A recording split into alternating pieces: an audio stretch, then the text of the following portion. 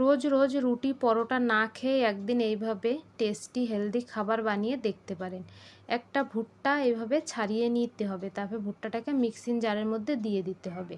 সঙ্গে দিলাম 1 বাটি ভিজানো মুগ ডাল, আধা বাটি চাল আর 3টে কাঁচা লঙ্কা।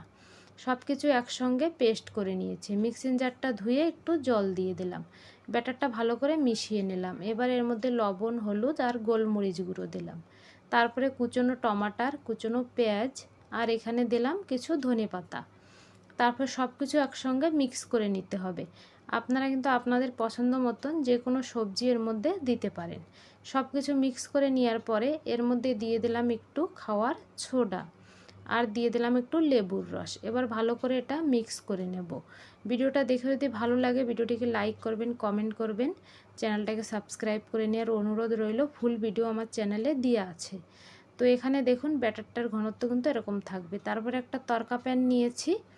তড়কা প্যানে একটু তেল ব্রাশ করে 2 চামচ ব্যাটার দিয়ে ঢাকা দিয়ে রাখবো একদম লো ফ্লেমে 2 থেকে 2.5 মিনিট পর্যন্ত। তারপরে ঢাকনাটা খুলে উপর থেকে একটু তেল ব্রাশ করে নেব আর চারিপাশ থেকে এইভাবে প্রেস করে এটাকে পাল্টে দেব। আবার এটাকে 2 মিনিটের জন্য ঢাকা দিয়ে রাখবো, ভেতরটা যেন কাঁচা না থাকে এই কারণে। 2 মিনিট পরে দেখুন ঢাকনাটা খুলে এটা উল্টে পাল্টে ভালো সুন্দর করে ভেজে নিয়েছি। দেখতে কত সুন্দর হয়েছে, বাচ্চারা কিন্তু খুব পছন্দ করবে। আপনারা এটা সকালে সকালে বানিয়ে বাচ্চাদের টিফিন লাঞ্চেও দিতে পারেন। বন্ধুরা, রেসিপিটা অনেক সহজ আর যেমন টেস্টি তেমন হেলদি। একটা আমি আপনাদেরকে কেটে দেখাচ্ছি ভিতরটা কত সুন্দর হয়েছে।